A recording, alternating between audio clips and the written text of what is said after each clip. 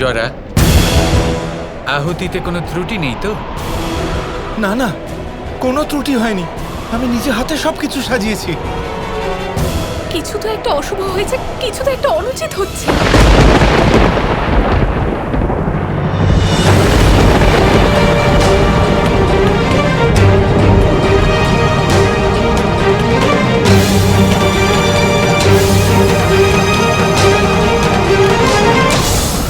এ কি? আহুতির ফুলের মধ্যে একটা ফুল খণ্ডিত।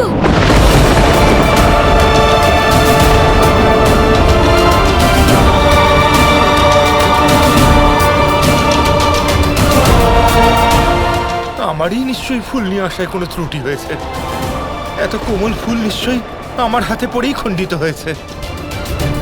বরদানের থেকে অনেক বেশি নজর তোমার পুজোর দিকে দেওয়া উচিত ছিল জরা। একটা খণ্ডিত পুষ্প মা দুর্গাকে অর্পণ করা খুব বড় একটা ত্রুটি, আর এটাই কারণ উনি আজ এত ক্রুদ্ধ হয়েছে। প্রভু, আমার অপরাধ হয়েছে জানি, কিন্তু এবার আমি কি করতে পারি? আমি দেবী মাকে 108টা নয়, 107টা ফুল অর্পণ করেছি। কিন্তু পিতামহ, এই ত্রুটির নিশ্চয়ই কোনো সমাধান থাকবে। হ্যাঁ শ্রীকৃষ্ণ, জরাকে নিজের ত্রুটি শুধরে নেবার একটা সুযোগ তো দেওয়া উচিত। প্রভু, এবার আপনি কোনো উপায় বলুন। এবার আর আমি কোনো উপায় বলবো না। আমি শুধু আমার পরবর্তী কাহিনী শেষ করব। শ্রীরাম যখন পুজো করছিলেন তখন ওনার সামনে এমন একটা সমস্যা উদ্ভব হলো। এই কাহিনীতে আমি বলবো উনি কি করে তার সমাধান করলেন। বলুন না প্রভু, কি করেছিলেন শ্রীরাম? তাহলে শ্রীরাম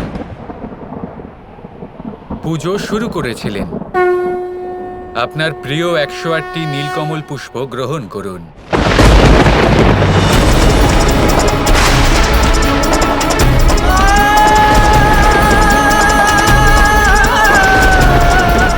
একই প্রভু, এই ফুল অর্পণ করার পরেও দেবী কুপিত কেন হলেন? অবশ্যই কোনো ভুল হয়েছে আমার। শ্রীরাম, আপনার কোনো ভুল হতেই পারে না প্রভু।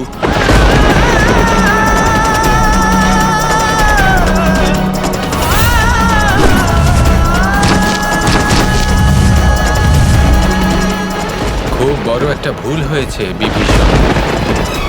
অর্পিত পুষ্পে এখানে 107টি পুষ্প আছে, 108টি নয়। নিশ্চিত রূপেই আমি 108টি বাণ সন্ধান করেছিলাম, কিন্তু এই মুহূর্তে পৃথিবীতে শুধুই 107টি পুষ্প অবশিষ্ট আছে। এটা কিভাবে সম্ভব শ্রীরাম? সম্ভব হতে পারে, নিশ্চিত রূপেই আমার আগের কোনো কর্মের ফল এটা। এবার দেবীর পূজা কিভাবে সম্পূর্ণ হবে? এবার যে কাজ আমি আরম্ভ করেছি সেই কাজ আমাকে শেষ করতেই হবে বিভীষণ। এই সংসার আমাকে কমল নয়ন নামেও অভিহিত করে। হ্যাঁ, কারণ আপনার নয়ন হলো কমলের মতো সুন্দর প্রভু। তাহলে আজ আমি দেবীকে আমার চক্ষু 108তম পদ্মরূপে অর্পণ করব।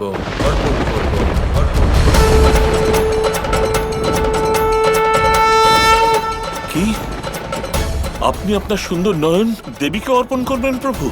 নিঃসন্দেহে দেবীর থেকে ক্ষমা চাওয়ার জন্য আজ এই পুরুষোত্তম রূপ অসাধারণ ত্যাগ করতে আমি প্রস্তুত বিভীষণ।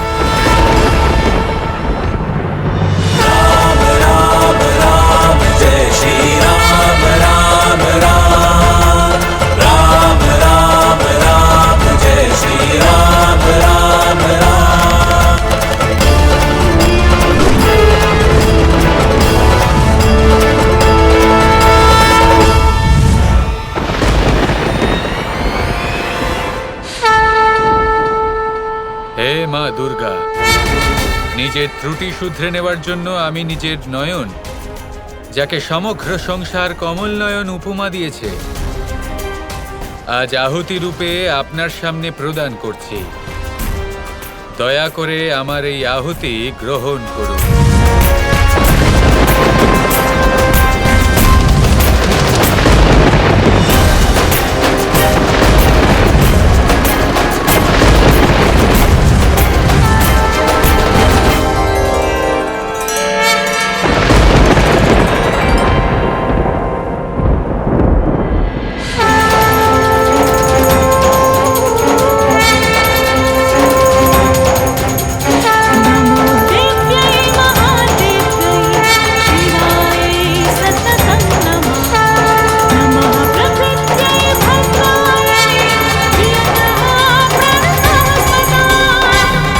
আপনার পুজোয় আমি ধন্য হয়েছি শ্রীরাম।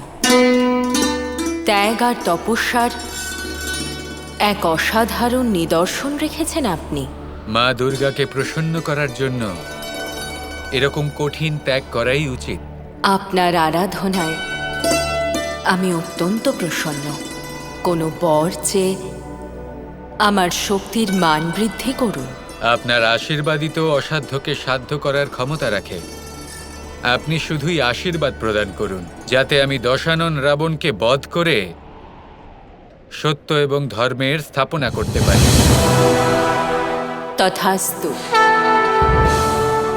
আমার আশীর্বাদ সর্বদা আপনার সাথে থাকবে। বিজয়ী হন।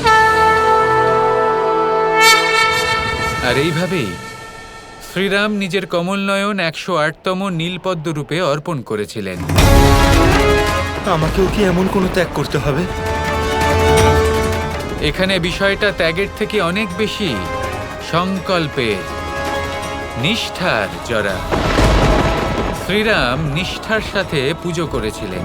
যে কাজ শুরু করেছিলেন তা পূর্ণও করেছিলেন। সেই জন্য দেবী ওনাকে ক্ষমাও করেছিলেন এবং প্রসন্নও ছিলেন। তুমিও যদি এমন কোনো কার্য করতে পারো যাতে নিজের সংকল্প পূর্ণ করতে পারবে, যার দ্বারা মাতা তোমাকে ক্ষমা করে প্রসন্নও হতে পারেন, তাহলে এমন কার্য অবশ্যই করো জরা, যার দ্বারা মাতা প্রসন্ন হবেন আর এই পুজো সম্পন্ন হতে পারে। কৃষ্ণ, শ্রীরাম ছিলেন মর্যাদা পুরুষোত্তম, কিন্তু জরা এমন ত্যাগ কি করে করবে? আমি বললাম তো, এখানে বিষয় ত্যাগের নয়, সংকল্পের। যদি দেবীকে প্রসন্ন করতে হয়, এই পুজো সম্পন্ন করতে হয়, ওকে সংকল্প পূরণ করতেই হবে। এবার বুঝতে পেরেছি যে শুক্রাচার্য কোন পরীক্ষার কথা বলছিলেন। ঠিক বলেছিলেন উনি, শ্রীকৃষ্ণের থেকে বড় কুটিল আর কেউ হতেই পারেন না।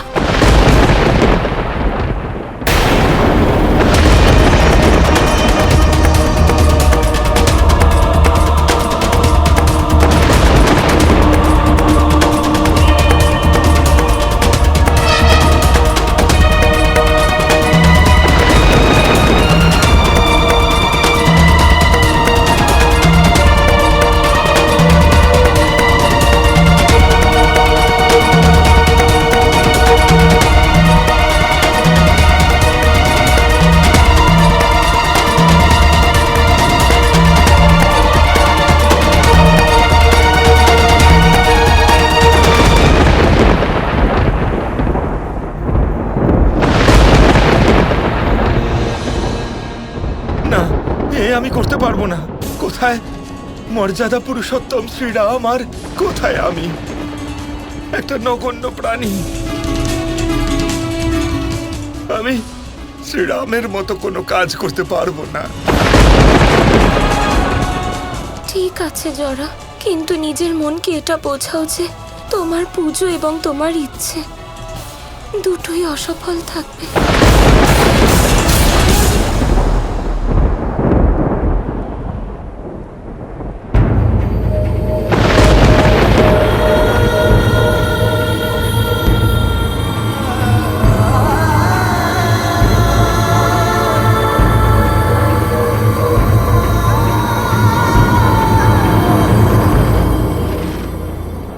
তুমি বলেছিলে এই পুজো অবশ্যই হবে। তোমার কথা কিভাবে ব্যর্থ হতে দিতে পারি রাধা? এই সংসার আমাকেও কমলনয়ন নামে অভিহিত করে। তাই আজ আমি নিজের চক্ষু 108তম নীলকমল পদ্মরূপে মা দুর্গাকে অর্পণ করছি।